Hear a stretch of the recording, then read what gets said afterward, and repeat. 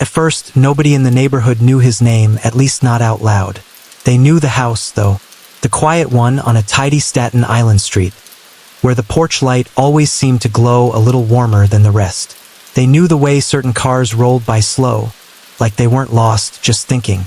They knew that if you stood outside on a calm night and listened past the ordinary sounds, past the dog collars jingling and the far-off rush of the expressway, you could sometimes hear the soft click of a gate closing, as if the street itself was practicing discretion.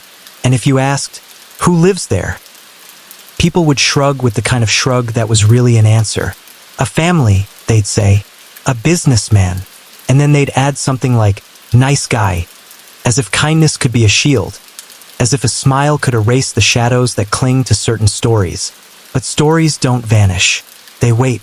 This one begins far from Staten Island, across an ocean, in a place where mornings smell like strong coffee and salt air, where names are carried like heirlooms, and where a boy can learn very early that words matter, especially the ones you don't say.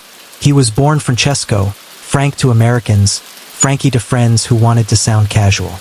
As a kid, he had the kind of eyes that looked like they were always reading the room, measuring it the way fishermen measure the tide. He didn't speak just to fill silence. He listened first. Adults liked him for that. Other kids weren't always sure what to make of it. His family's world was not the kind you explained to outsiders. It was layered. Cousins, uncles, neighbors who were like family, family friends who were closer than cousins.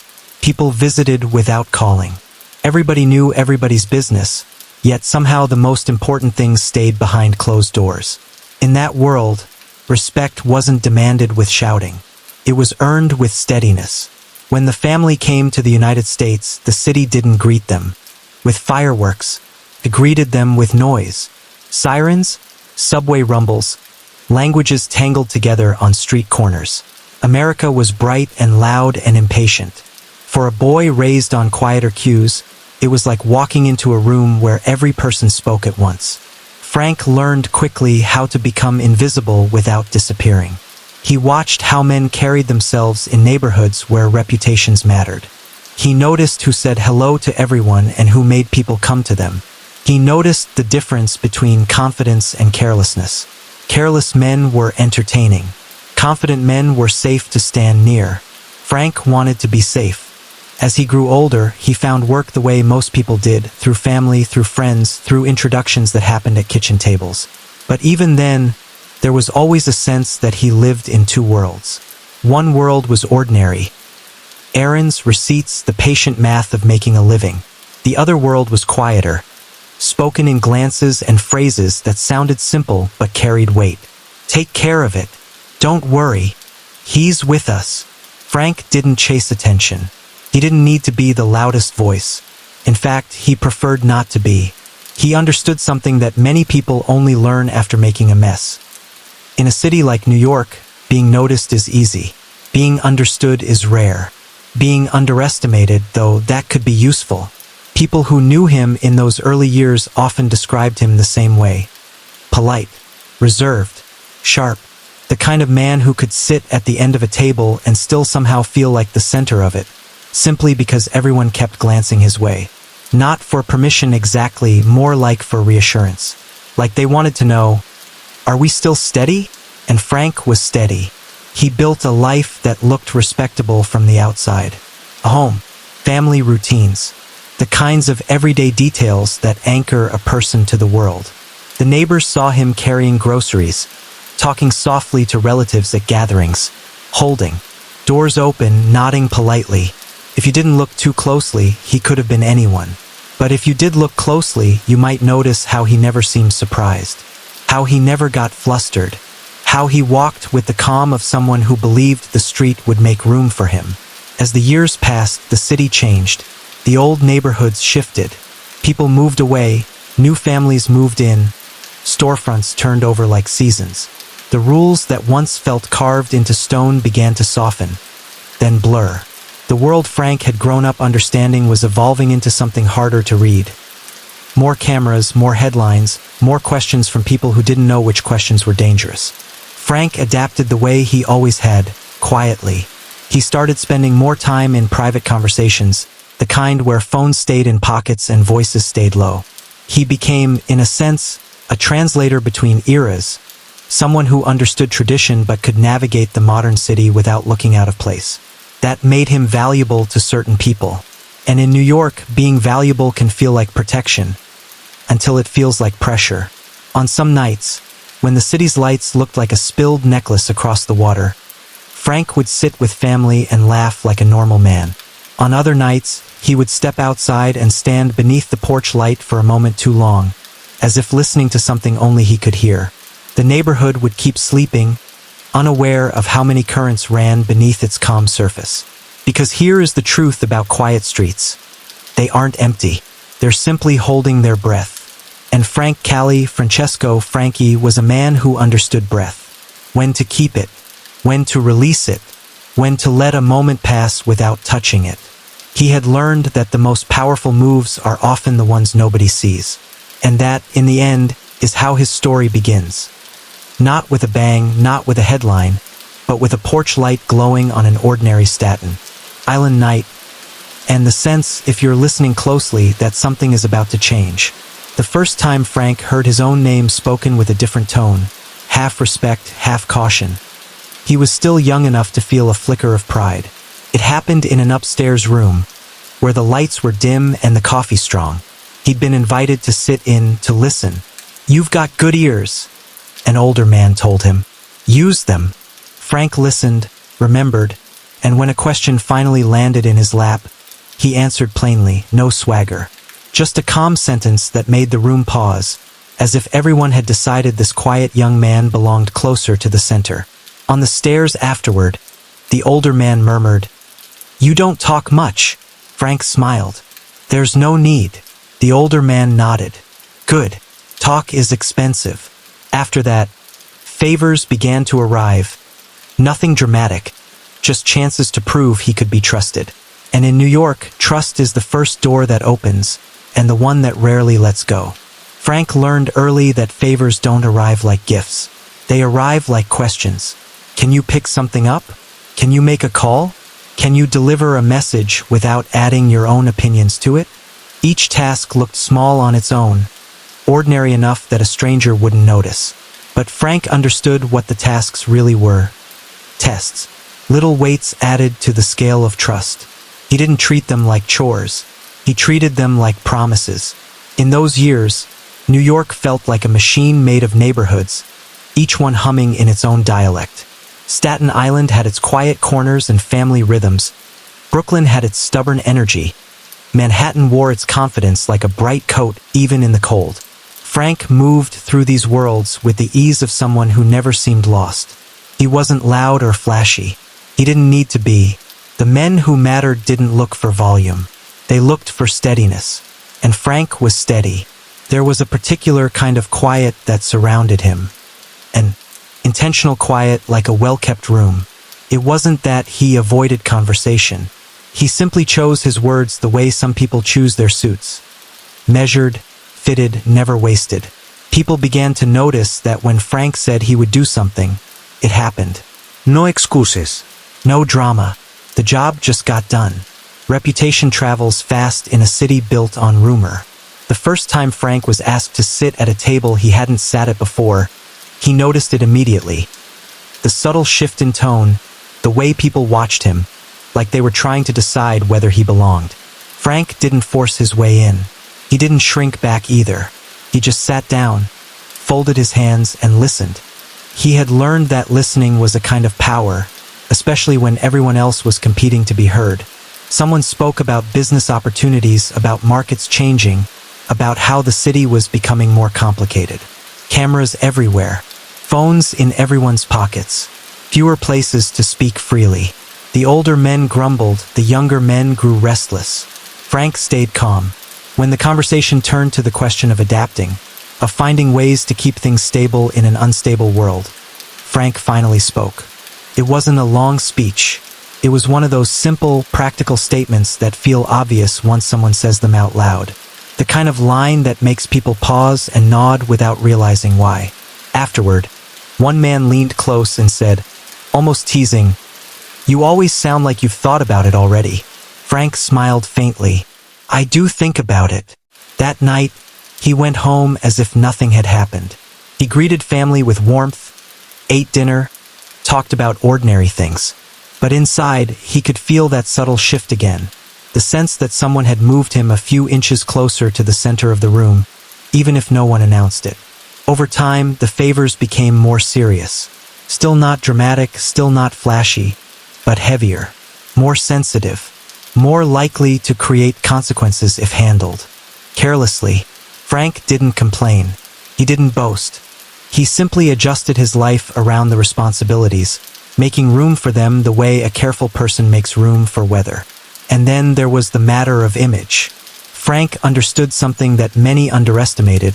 You could look respectable and still carry authority. In fact, looking respectable could be an advantage. He leaned into that.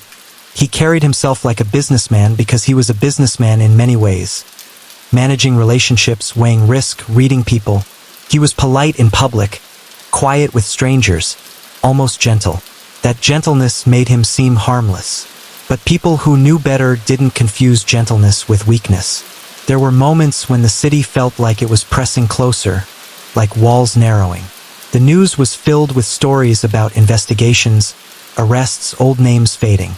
New York was changing, and the old world was learning that surviving meant evolving. Frank's calm adaptability made him valuable, especially to people who disliked change but couldn't avoid it. He became the kind of man who could attend a family gathering in the afternoon and then slip into a private conversation that evening where every word carried weight. He could translate between worlds without looking like he was translating at all. That talent earned him a different kind of attention.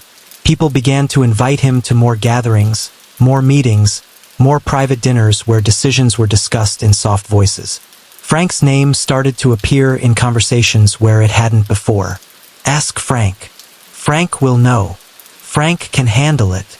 He never corrected anyone. He never rejected the role. But he didn't chase it either. He accepted it the way some people accept responsibility in a family, quietly, naturally, almost as if it had always been his. One evening, driving home over the bridge as the city lights glittered in the distance, Frank felt the familiar blend of pride and caution settle in his chest. He was building something, but he couldn't fully name what it was. Influence? Stability? A life where people respected him without forcing him to perform? He didn't know. He only knew that he was now part of a world that rarely offered second chances. One wrong move, one careless word, one weak moment, and the whole structure could tilt. So he remained careful. He remained calm. And the quieter he became, the more people seemed to listen. That's the strange thing about certain kinds of power. It isn't announced.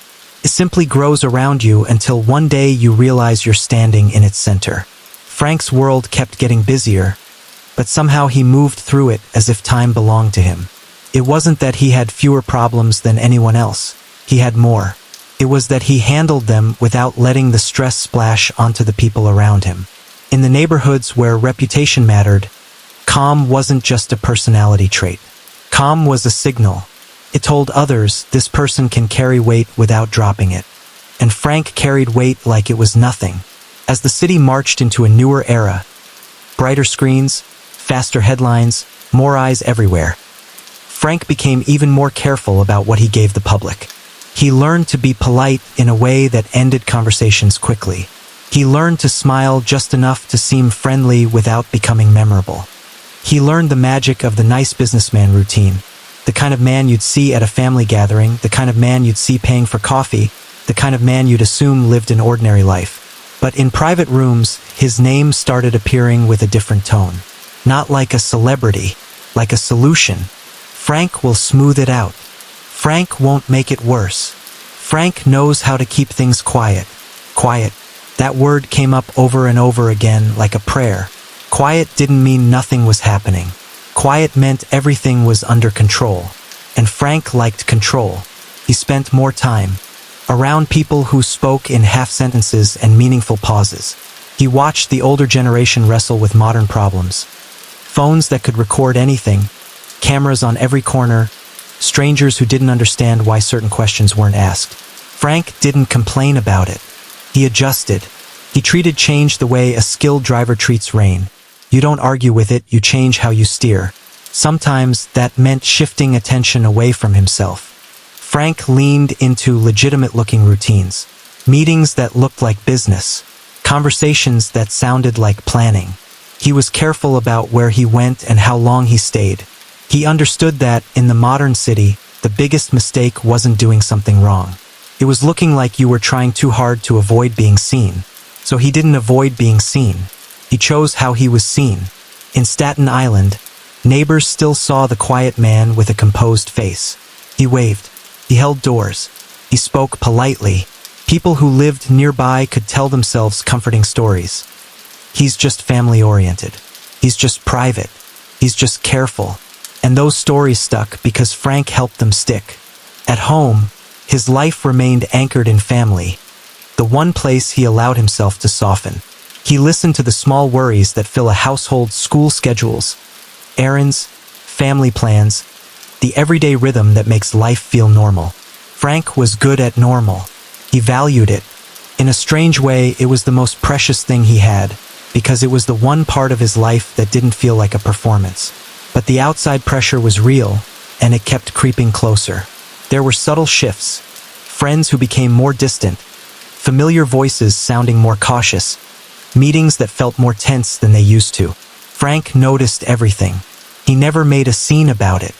He simply filed it away, the way he always did, adding it to the private map he carried in his head.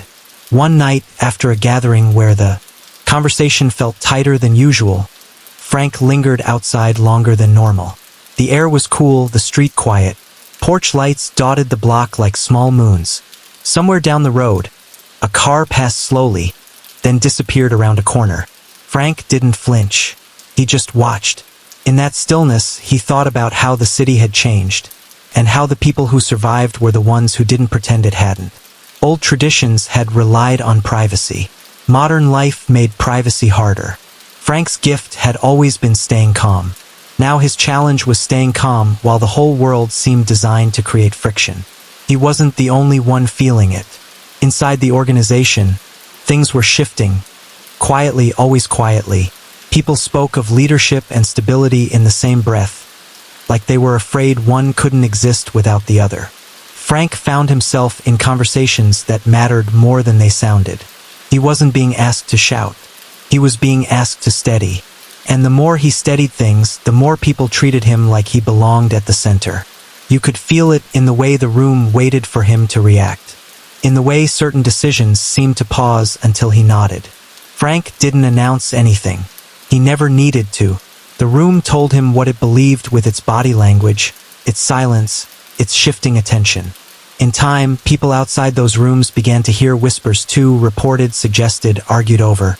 The kind of whispers that attached themselves to a man who is both visible and hard to read. Some said he had taken on a larger role in keeping things stable. Others insisted he was simply a well-connected businessman. Frank himself never answered those whispers. He let the uncertainty do its job, because uncertainty can protect you. If people can't pin you down, they have to guess. And while they guess, you keep moving. Yet even Frank understood that no amount of calm could freeze time. The city always moves forward. Stories evolve. People make choices. Pressure finds cracks. One evening, Frank sat at a table with a few men who spoke like they were stepping carefully around something sharp. Their voices were low, their eyes alert. No one said the obvious thing directly, but the shape of it was there. Modern New York was squeezing everyone tighter, and the old ways of handling problems weren't working the way they used to. Frank listened, then said something simple, almost gentle. "Then we do it cleaner," he said. "We do it smarter. We don't give anybody a show." The table went quiet for a moment. Not awkward quiet, respectful quiet. Someone exhaled, like they'd been waiting to hear exactly that. And that's when Frank felt it again, the shift. The subtle movement of gravity in a room. The unspoken agreement forming around him. He drove home later with the radio low, the city lights reflecting on the windshield. Staten Island streets were calmer than the rest of New York, but even calm streets have currents beneath them. Frank parked, stepped out, and paused under his porch light. For a moment, he stood very still, listening to the quiet the way a man listens to a locked door, checking without panic whether it holds. The porch light glowed. The neighborhood slept. Frank turned his key, went inside, and closed the door behind him with a soft click. And somewhere in the dark, beyond the warmth of that house, the next chapter began to gather itself. Patiently, quietly, the way all the most important trouble does. The first real warning came disguised as something ordinary. It was a small interruption in a routine day, an appointment that ran late, a call that ended too quickly, a conversation where the other person's laugh arrived a second after it should have. If you weren't trained to notice details, you'd miss it. But Frank noticed everything. He had built his life on noticing what other people ignored. He stood in a parking lot outside a modest storefront, the kind of place, with fluorescent lights and a handwritten sign taped to the glass. Cars rolled by, families moved in and out with shopping bags, and the world looked completely normal. Yet Frank felt the faint prickle of being observed. Not the dramatic kind, not the kind you could point to, but the kind that settles behind your ribs when something in the air isn't quite right. He didn't react, not outwardly. Frank had learned that the quickest way to turn suspicion into certainty was to show you were nervous. So he adjusted his jacket, checked his watch, and walked like a man thinking about dinner plans. Calm as habit, calm as armor. That night, he sat at home with family and let the warmth of routine do its work. Plates clinked. Someone joked about something small and silly. The house smelled like familiar food, the kind that makes you feel like childhood still exists somewhere. Frank laughed, and it sounded real because he loved these moments. He treasured them the way people treasure sunsets, aware that you never truly know how many you have left. Later, when the house quieted, he found himself awake longer than usual. Not anxious. Frank didn't allow himself that label, but alert. He stared at the ceiling, listening to the subtle sounds of a sleeping home. A distant car, a soft creak as the heat kicked on, a dog barking far away, then stopping. He thought about how the city had changed, about how everyone carried a camera now, about how even private moments could become public in an instant.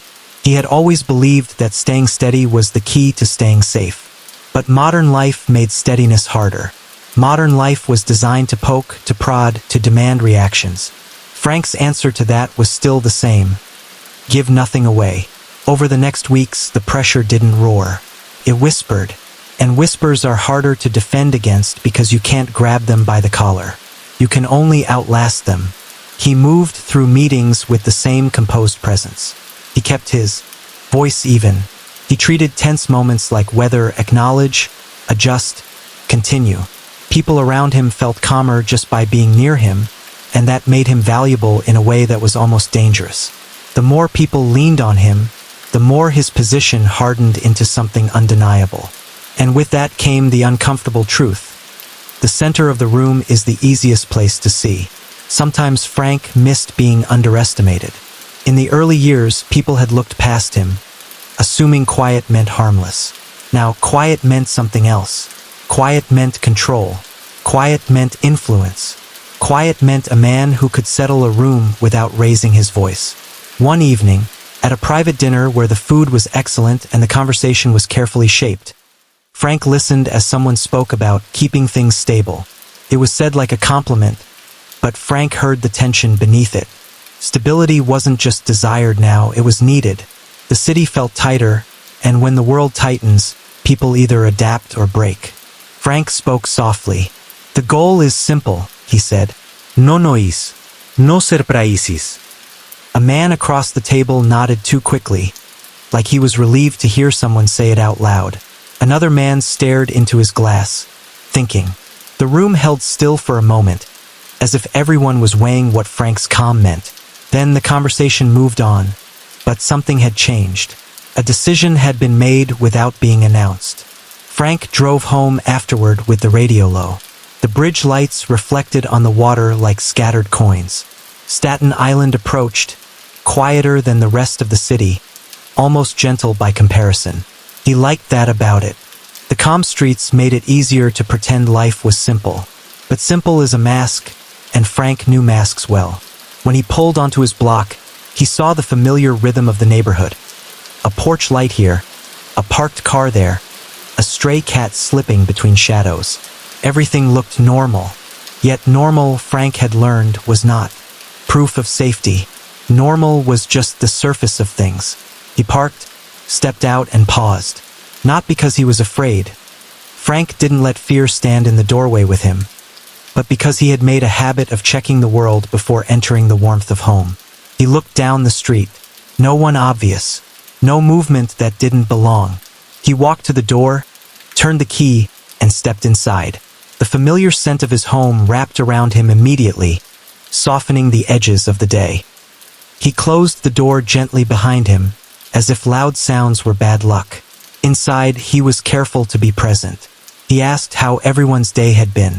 He listened to the answers. He smiled at the small details. He let the household's ordinary concerns, school schedules, errands, plans, fill the space, because ordinary concerns were a kind of medicine. Still, there were moments when his attention drifted, like his mind was scanning the edges of things even while his face stayed relaxed. He was always measuring, always calculating, not in a dramatic way, but in the quiet, constant way of a man who has learned that safety is something you maintain, not something you assume. Later, when the lights were dim and the television murmured quietly in the background, Frank sat with his thoughts and felt something he rarely allowed himself to feel. The sense that time was speeding up again, that the story was approaching a turning point. The city had been patient with him, and he had been patient with it. But stories like his don't stay in the middle chapters forever. Eventually, something shifts. A decision gets made. A random moment becomes a marker in hindsight. Frank didn't know what form the shift would take. He only knew it was coming, the way you know a storm is approaching when the air turns still and the sky looks too clear. He stood, checked the locks with calm precision, and looked out through a window at the quiet street. Porch lights glowed. The neighborhood slept. Frank watched, for a few seconds longer than necessary, then turned away and went upstairs, carrying the same steady expression he always wore. Because whatever was coming next, he intended to meet it the way he met everything else. Quietly, cleanly, and without giving the world a show. The next morning, the neighborhood looked so peaceful it almost felt like a trick. A school bus sighed at the corner. A woman walked her dog like she had done 1,000 times. A delivery truck rolled past, its tires humming softly over the pavement. Staten Island wore its quiet like a comfortable sweater, and if you only glanced at the street, you'd swear nothing important ever happened here. Frank knew better. He moved through his morning with the same calm precision he always carried. Coffee, a quick check of messages, a few calls that sounded like ordinary business. His voice never changed. Not when he was tired. Not when the day felt heavy. Frank had a talent for making pressure look like routine. But inside, something had shifted in the weeks since that first warning feeling. The sense of being observed, the subtle changes in other people's tone.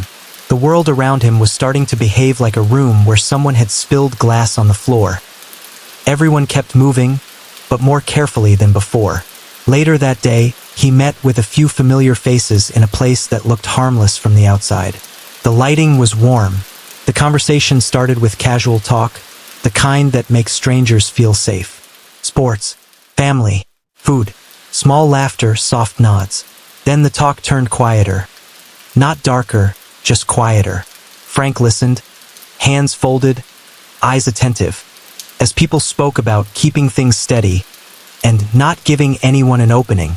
In his world, those phrases were a language of caution, not fear. Caution. Someone leaned back and said, "It's getting tighter." Frank didn't ask what it was. He already knew. The city, the scrutiny, the modern world that didn't leave much space for old habits. He met the man's eyes and gave a slow nod that said, "Yes, I'm aware." Another voice added, "People talk too much now." Frank's expression barely changed. "Then we talk less," he said simply. The room went still for a heartbeat. Not because it was a shocking idea, but because it was the kind of answer that felt inevitable once spoken. Frank had a way of turning complicated anxiety into simple direction, and people liked that.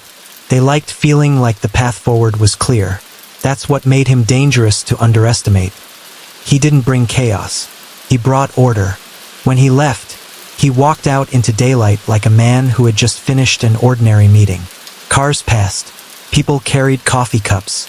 A teenager rode a bicycle too fast and laughed at his own speed. Frank moved through it all with the same measured steps, as if the world's noise couldn't touch him. But as he drove home, he noticed things. A car that seemed to appear behind him twice in 1 week. A pause at a stop sign that felt a little too patient. A face in a window that disappeared quickly, like someone had stepped back at the wrong moment. None of it proved anything. It didn't have to. Frank's instincts weren't built on proof. They were built on patterns. He didn't change his route dramatically. Dramatic changes created stories, and Frank didn't want stories. He made small adjustments instead, subtle ones that could be explained away if anyone ever asked. He arrived 5 minutes earlier. He left 2 minutes later. He made one extra stop that looked normal.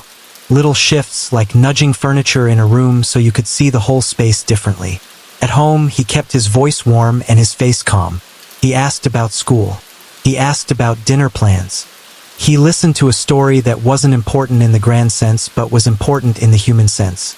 The sense that keeps a family feeling like a family. Frank leaned into that normalcy the way a swimmer leans into a steady current. Still, night brought its own honesty. After everyone went to bed, Frank moved quietly through the downstairs rooms, checking doors, turning off lights, listening to the house settle. The place felt safe, familiar. Yet he knew safety wasn't a feeling, it was something you guarded. He poured himself a glass of water and stood by a window for a long moment, looking out at the street. The porch lights were still. The pavement was empty. The neighborhood looked like it always did. Frank's mind wandered, not to panic, but to calculation. He thought about the pressure around him and the pressure inside his world. Sometimes those pressures pulled in the same direction. Sometimes they didn't.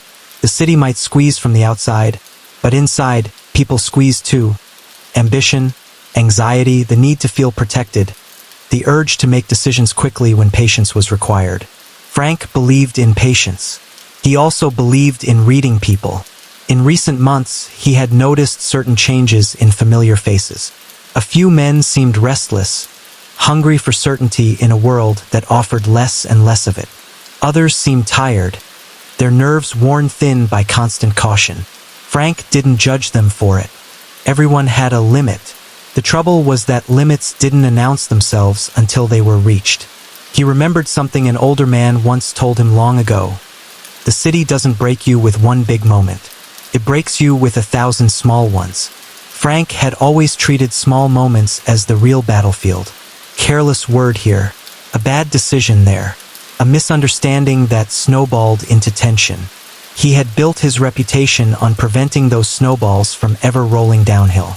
But now the hill felt steeper, and the city felt more impatient. A few days later, another meeting, another room, another table, another soft conversation. The same theme emerged. Stability, discretion, control. Frank listened like he always did. But this time he sensed something. Underneath the talk, something that made him sit a little straighter. Someone was pushing for speed. Not reckless speed, not obviously, but the kind of urgency that makes people skip steps. Frank didn't like skipped steps. Skipped steps were where mistakes lived. He responded the way he always did, by lowering the temperature. "We don't rush," he said. "Rushing makes noise." That word again, noise. Noise was the enemy. Noise invited attention. Noise created stories, and stories drew lines, and lines led to doors that should stay closed. Frank didn't say any of that out loud. He didn't need to. The men around him understood, and for a moment, the room relaxed. Afterward, someone walked with him toward the exit and said, almost softly, "You're good at keeping things calm." Frank gave a small, polite smile. That's the point.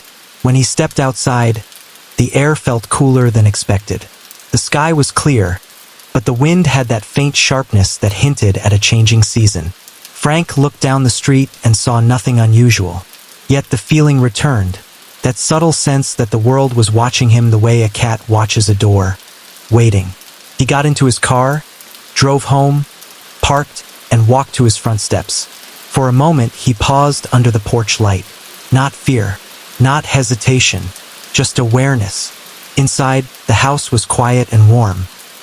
He closed the door gently behind him, as if the smallest sound might carry farther than it should. Frank stood still for a beat, listening to the soft hush of home. And in that hush, he understood something with surprising clarity. The story was moving toward a moment that would be remembered. Maybe not tonight, maybe not tomorrow, but soon, because the calm he had built, so carefully, so patiently, was beginning to feel less like a shield and more like the stillness right before something changes. Frank started marking time by the small things. Not calendars, not dates, small things. The way a neighbor's greeting lingered a little longer than usual. The way a car idled at the curb for just a few seconds too many. The way certain phone calls ended with a click that felt sharper than it should have. None of it was proof, but Frank had never relied on proof to stay steady. He relied on patterns, and the pattern now felt like the city tightening a belt one notch at a time. He kept his routines anyway. In the daylight hours, he moved like any other Staten Island man with responsibilities. Errands, meetings, polite handshakes, short conversations that sounded like business. He did all the normal things people do explainably. If you watched him from a distance, you'd see a composed man with a calm expression. Someone who didn't look like trouble. Someone who might be described as private or reserved. Frank didn't mind being described that way. Private and reserved were safe words. They let people stop thinking. But the world didn't stop thinking. Now and then, he'd catch a glimpse of his own reflection. Storefront glass, a car window, the mirror by the front door, and he'd see what others saw. A man who looked controlled. Not tense, not frantic. Controlled. That image had served him well for a long time. It had kept questions quiet. It had helped turn attention into uncertainty instead of conclusions. Yet lately, uncertainty was starting to feel like it had teeth. One afternoon, after a meeting that ended with too many careful smiles, Frank took the long way home. Not to be dramatic, Frank never did anything dramatically. He chose streets that made sense, turns that could be explained. He stopped for coffee like a man thinking about dinner and family plans. He nodded at the person behind the counter, made a friendly remark about the weather. Then, without changing his expression, he watched the street through the window. People passed. Cars passed. Nothing obvious. But the air carried that same faint prickling again. Like the city had eyes even when you couldn't find the faces. Frank sipped his coffee slowly. Calm as habit. Calm as decision. When he arrived home, the house was bright with normal life. A voice calling from upstairs. Footsteps. A familiar smell from the kitchen. He stepped into that warmth carefully, like someone carrying something fragile. He didn't want the outside world spilling into these rooms. He asked about the day. He listened. He smiled at the small stories. Things that would seem trivial to outsiders but mattered deeply inside a family. Frank paid attention the way he always had, steady and focused, as if being present at home was as important as any business in the city. But later, after the lights dimmed and the house slipped into sleep, he found himself awake again. He walked quietly through the downstairs, checking locks, adjusting a curtain, turning a light off that didn't need to be on. It wasn't fear. It was maintenance. Frank maintained his world the way other people maintained their cars. Checking, tightening, making sure nothing rattled.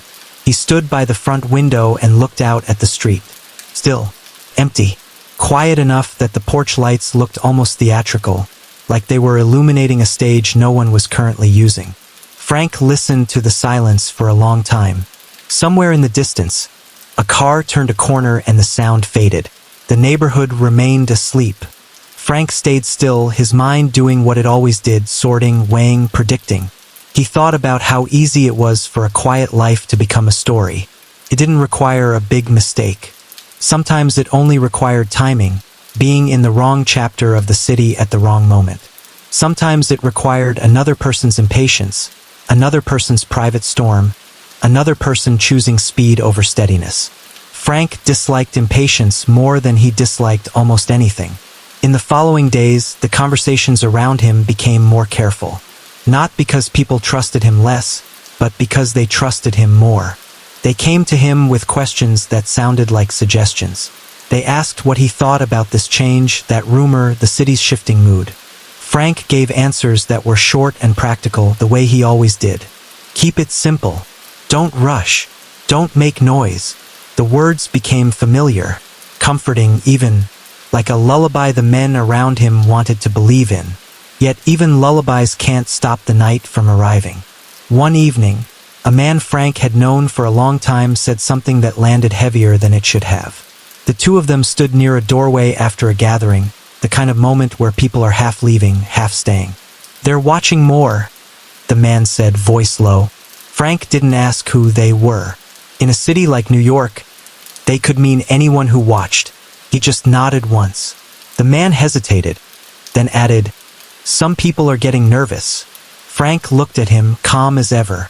"Nervous people make mistakes," he said. The man gave a humorless laugh. "That's what I'm worried about." Frank held his gaze. "Then we keep things steady," he replied. "We don't give anybody a reason to look twice." The man nodded slowly, like he was trying to absorb the calm through Frank's voice. When Frank drove home that night, the sky was clear and cold. The kind of night that makes the city's lights look sharper, more precise. He crossed the familiar roads back to Staten Island, passing quiet blocks and dim storefronts. Everything looked normal, and still the feeling returned. Not panic, not dread, just awareness. Like a distant sound you can't locate, but you know it's there. He parked, walked up the steps, and paused under the porch light. In that moment, he noticed the smallest thing. A shadow shifting at the edge of the street. Not dramatic, just present. Could have been nothing. Probably was nothing. But Frank's instincts, sharpened by years, didn't ignore maybes. He didn't stare.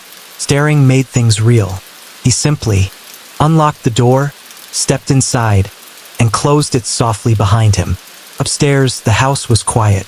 Somewhere down the hall, a soft breath of sleep. Frank stood in the dark for a moment, letting the safety of home wrap around him, and felt a strange mix of gratitude and tension. Because home was the one place he could almost pretend the world wasn't tightening. Almost. He moved through the rooms one last time, checking locks, turning off a lamp, listening to the house settle. Then he sat down in the living room with the lights low and let his thoughts drift, slower now, heavier.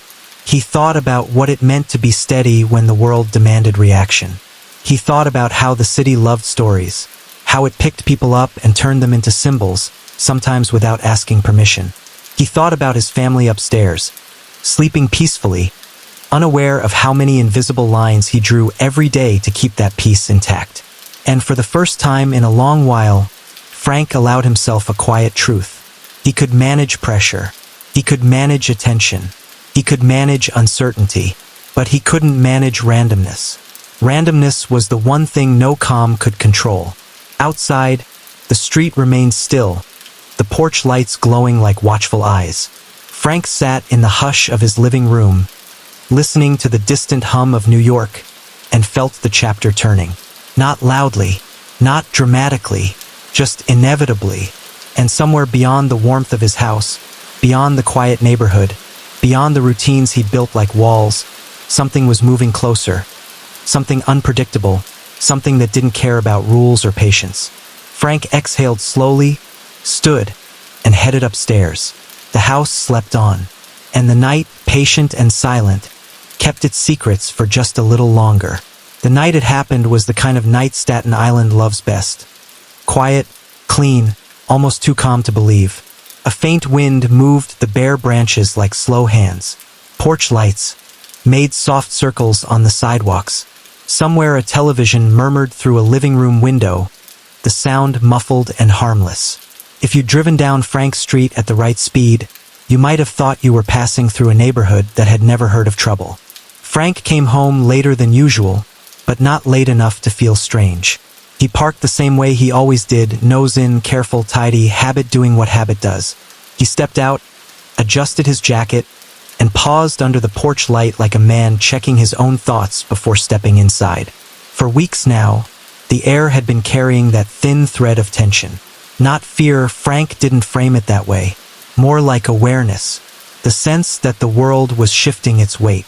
He scanned the street without making it obvious. Parked car. Another porch light. The faint glint of a mailbox. Nothing that screamed danger. Nothing that demanded reaction. Still, he didn't rush. Frank unlocked the door and stepped inside, letting the warmth of home wrap around him. Familiar smells. Familiar quiet. The kind of quiet that only exists in houses where people feel safe enough to sleep deeply. He moved through the downstairs the way he always did. Check the locks, glance at the curtains, make sure the outside world stayed outside. He turned off a light in the hallway, then stood for a moment in the living room, listening to the house breathe. Upstairs, a soft sound. Someone turning over in sleep. Frank's shoulders eased slightly. He headed toward the kitchen for water, then stopped when he heard it. A sound outside that didn't belong to the neighborhood's usual script. Not a scream, not a crash, just movement. A murmur of voices, faint enough that it could have been a television across the street, but wrong enough that Frank's instincts clicked into place like a lock. He didn't panic. He didn't rush to a window like a man in a movie. He simply listened harder. A pause. Then another sound, closer. Now, shoes on pavement, quick steps that didn't match the slow pace of late-night dog walkers. Frank stayed still, letting the moment reveal itself. Then came a sudden, sharp noise.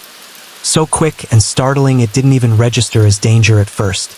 It registered as wrong, the way your brain recognizes something is broken before it understands what broke. Frank moved. Not wildly, not frantically, just decisively. He crossed toward the front of the house, his steps controlled, his breathing steady. He didn't fling open the door. He looked through the glass, through the angled view that offered only a sliver of the street. A figure, another movement. The porch light painted everything in pale gold, turning people into silhouettes.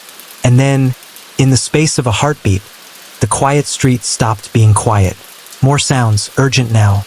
A door somewhere opening. A startled voice. The kind of startled voice that only happens when ordinary life gets interrupted by something it can't explain. Frank pulled back from the glass. Inside the house, the world was still warm and steady. Outside, it was shifting into something else. He made a choice that was so human it didn't feel strategic at all. He turned his head slightly, listening toward the staircase, toward the sleeping rooms above. The house held its breath. Then the sound of a neighbor calling out. Sharp and uncertain, "Hey!" Frank's expression didn't change, but something inside him tightened. A wire going taut. He understood instantly that this was no longer a matter of patterns or instincts. This was a moment that would be described later in other people's words, turned into headlines, turned into speculation. But right now it was simply happening. The front door area filled with that strange, bright tension that comes when you feel exposed, like the walls have become thinner. Frank stayed near the entrance, keeping himself between the outside and the inside, between whatever was unfolding and the family upstairs. For a second, everything paused, as if even the night needed to decide what it was. And then the street erupted into motion. A neighbor's porch light snapped brighter. A dog barked. Someone's phone lit up a face in the dark. Frank heard hurried footsteps retreating. Fast, uneven, like someone leaving too quickly to look casual. Then a new sound arrived. Sirens in the distance, faint at first, then closer, pulling the whole neighborhood awake like a rough hand. Frank remained where he was, and even in that moment what defined him remained true. He didn't give the world a show. No shouting, no dramatic reaction, just controlled presence, as if control itself might hold things together.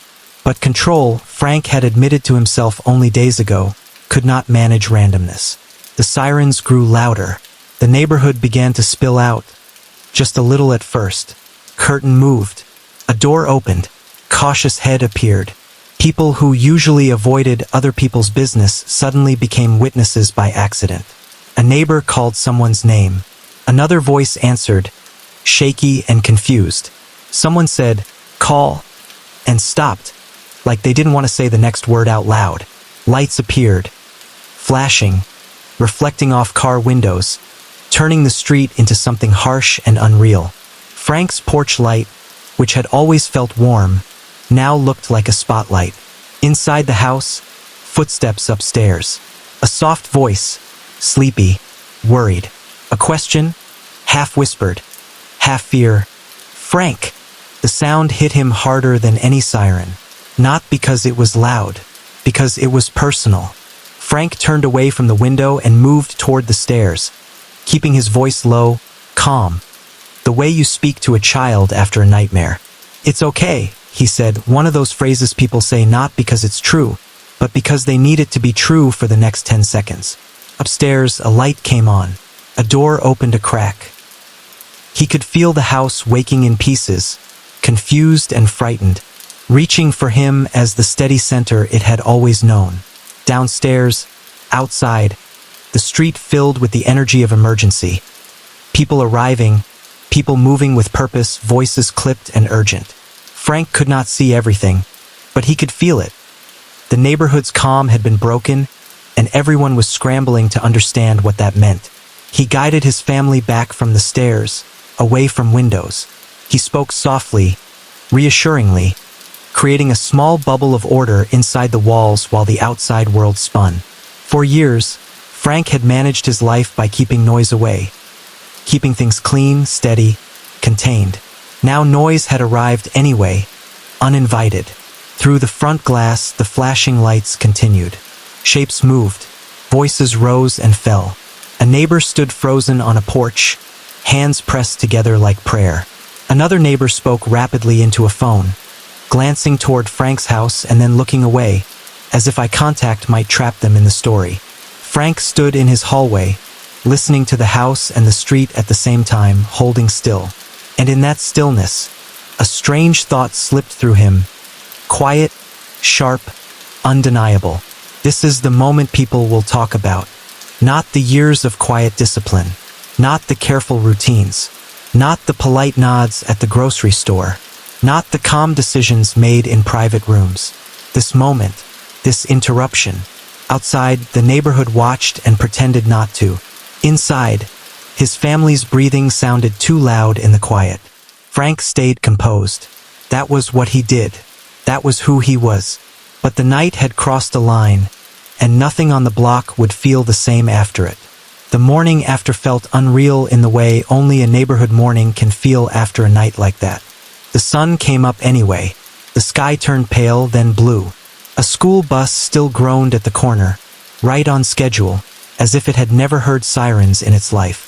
Somewhere a lawn sprinkler clicked on and sprayed a perfect arc of water onto a patch of grass that didn't know it had become part of a headline. But the street was different. It wasn't loud. It wasn't chaotic. It was quieter than usual. An unnatural quiet, like a room after someone drops a glass and everyone freezes, waiting for the sound to finish echoing. People stepped outside in cautious pieces. Curtains moved. Doors opened only halfway. Neighbors spoke in soft voices that carried farther than they meant them to, because the air itself felt thinner. Frank's house, once just another home on a tidy block, had become the center of a story the neighborhood never wanted. The first thing that spread wasn't fact, it was feeling. A sense of disbelief. A sense of how could this happen here? Staten Island streets weren't supposed to be stages for anything dramatic. They were supposed to be places where you knew your mailman, where you nodded at the same jogger every morning, where the biggest excitement was a new deli opening. Now the block carried a different kind of awareness. Every parked car looked a little more suspicious. Every unfamiliar face felt heavier. Everyone suddenly remembered every small odd detail from the past few weeks and wondered if it had been a warning. Inside the house, time moved differently. Frank's family moved through the morning like people walking on ice. Slow, careful, trying not to crack the surface beneath their feet. Coffee cups were held with both hands. Conversations started and stopped. Someone asked a question and then didn't want the answer. Frank's name was said softly, like it might summon the night again if spoken too loudly. People arrived and spoke in calm, professional tones, the way you speak when you're trying to keep panic from spreading. Questions were asked. Notes were taken. Routine procedures unfolded with the deliberate pace of people who had done this before, even if the family around them hadn't. Outside, news traveled faster than the sun. Phones buzzed. Messages stacked up. The story spilled out beyond the block, beyond Staten Island, beyond the city. In the modern world, a quiet street can become famous before lunch. And with fame comes a crowd of voices. Some accurate, some careless, some hungry for drama. Frank's name appeared in conversations that had never spoken it before. People who had never met him now debated who he was, what he represented, what the night meant. The story began to swell the way stories do, stretching, exaggerating, simplifying, turning a complex life into a single sharp image. Frank had always believed that the worst thing wasn't attention. It was noise. Now noise was everywhere. In the days that followed, the neighborhood tried to return to routine. People went to work. Kids went to school. Garbage trucks still rolled by, doing their loud, ordinary jobs. But every routine felt slightly staged, like everyone was pretending for the sake of survival.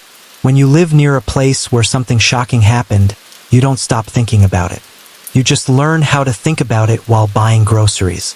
People whispered about security cameras, about porch lights, about whether anyone saw someone run, about whether there had been a car waiting somewhere.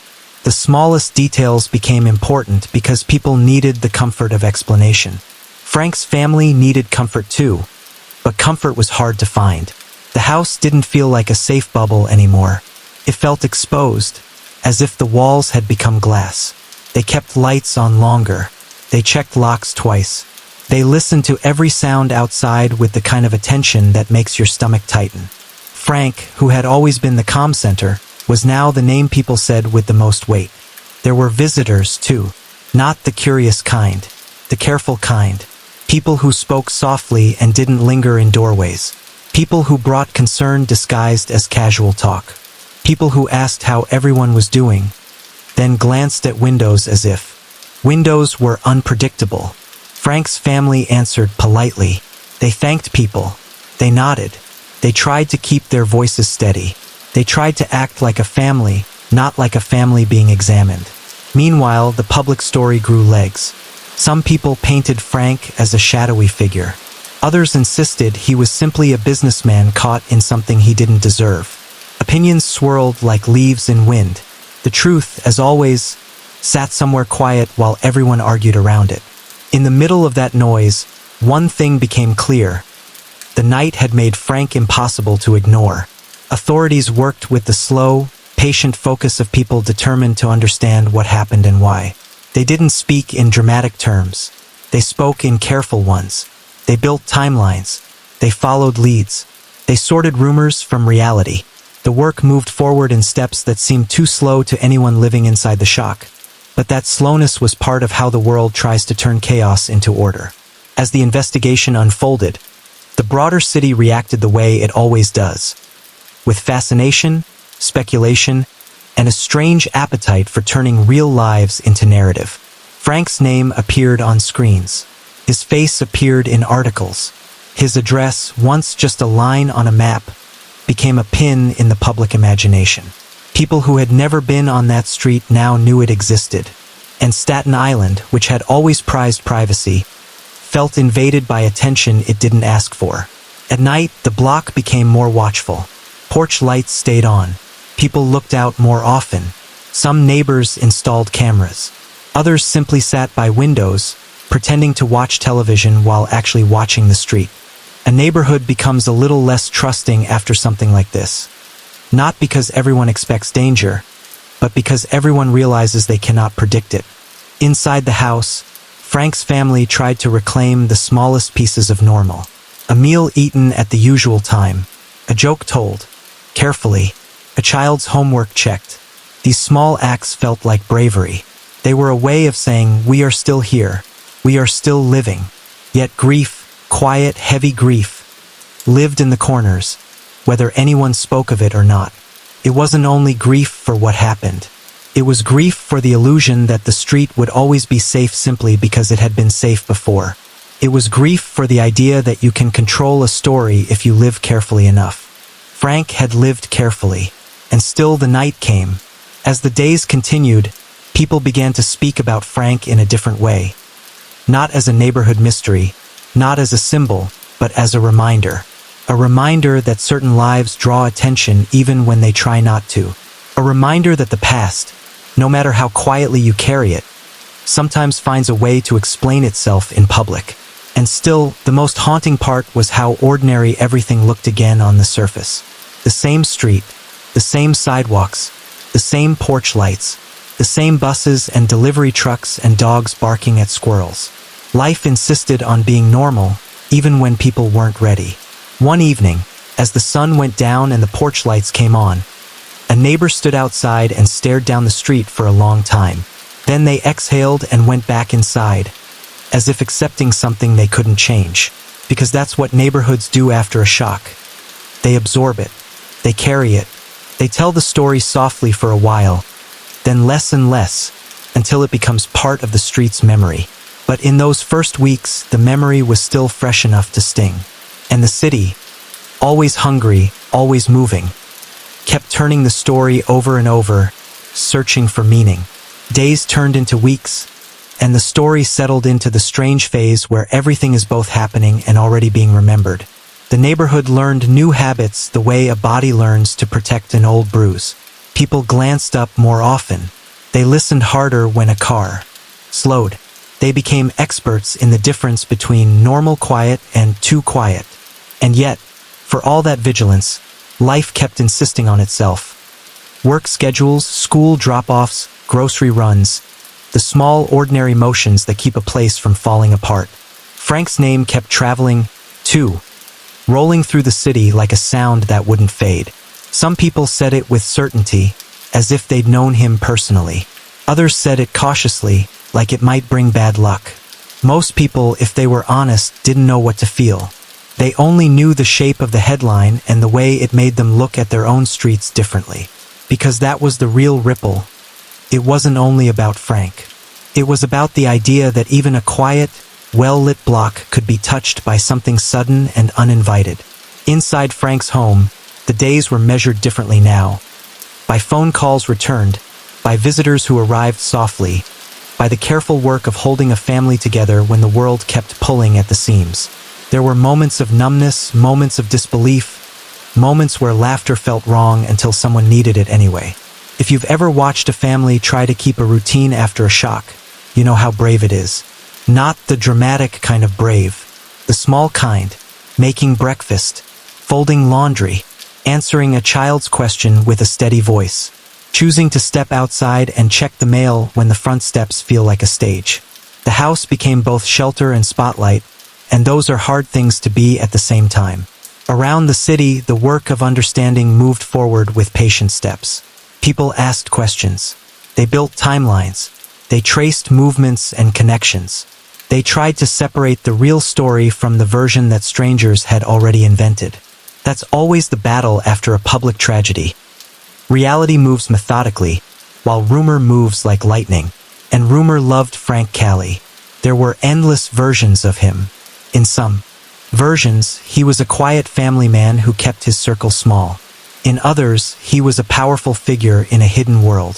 Some voices tried to make him a villain. Others tried to make him a saint. Frank, like most real people, didn't fit neatly into either category. He had always been hard to read. That was part of his power, part of his protection.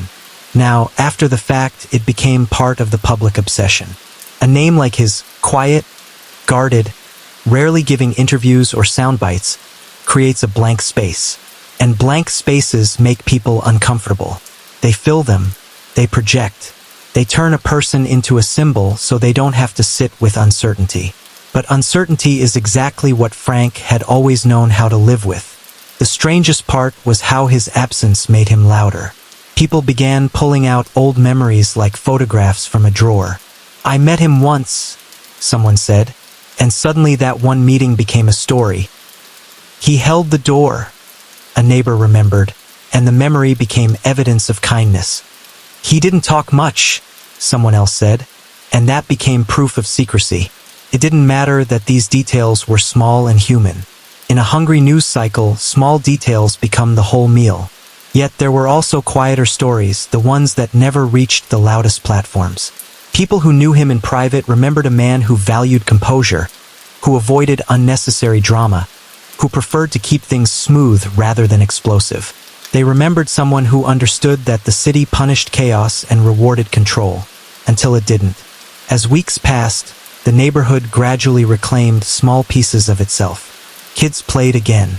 People stood outside again, chatting in short bursts.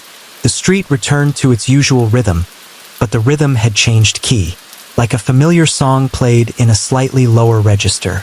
And at night, the porch lights stayed on a little longer. Sometimes a neighbor would walk past Frank's house and slow down without meaning to. Not to stare exactly, more like paying respect to the place where something had changed. A house becomes more than wood and paint after a moment like that. It becomes a marker, proof that the world can shift even when you do everything right. The city moved on, as it always does, but it carried the story with it. Not forever in the headlines, New York always has new headlines, but in the background conversation. The kind of story people mention when they're talking about safety, about how unpredictable life can be, about how quiet streets aren't always as simple as they look. And in that way, Frank's life became a cautionary echo, not a moral lesson neatly wrapped, not a tidy conclusion, just a reminder. You can build routines, you can live carefully, you can keep your voice low and your steps measured, and still, something random can step out of the dark and rewrite the night. In the quietest hours, when Staten Island slept and the city across the water glowed like a distant constellation, you could almost imagine Frank's old habits lingering. Doors checked, lights turned off, the careful attention that used to keep everything steady. You could imagine him standing for a moment at a window, listening to the street breathe, deciding it was safe enough to finally rest. And maybe that's the closest thing to peace the story offers. Not answers, not certainty, but the soft idea that even the most complicated lives still contain ordinary moments worth holding on to. Because in the end, bedtime stories aren't really about perfect endings. They're about the gentle lowering of the lights, the sense that the world, no matter how loud it gets, eventually quiets down, that the night will pass, that morning will come, and the street, still, watchful, human, will keep going. In the months that followed, the neighborhood slowly stitched itself back together with ordinary things. Kids laughing on the sidewalk, grocery bags rustling, porch lights blinking on at dusk. People stopped whispering every time a car slowed down, but they never stopped noticing. Frank Cali's name drifted from headlines into memory, where stories become softer and less certain. Some remembered a quiet man who kept his life private. Others remembered a presence, steady, composed, hard to read. The truth, like most truths, lived somewhere in between. A real person with a complicated world, and a family who had to keep living after the world changed overnight. And in the end, that's how the story settles, without fireworks, without perfect answers. Just a Staten Island street returning to its rhythm, carrying one unforgettable night like a faint scar under the skin, and a reminder that even the calmest lights can't control what the dark decides to bring. So the block sleeps again, and the city keeps breathing, one porch light at a time.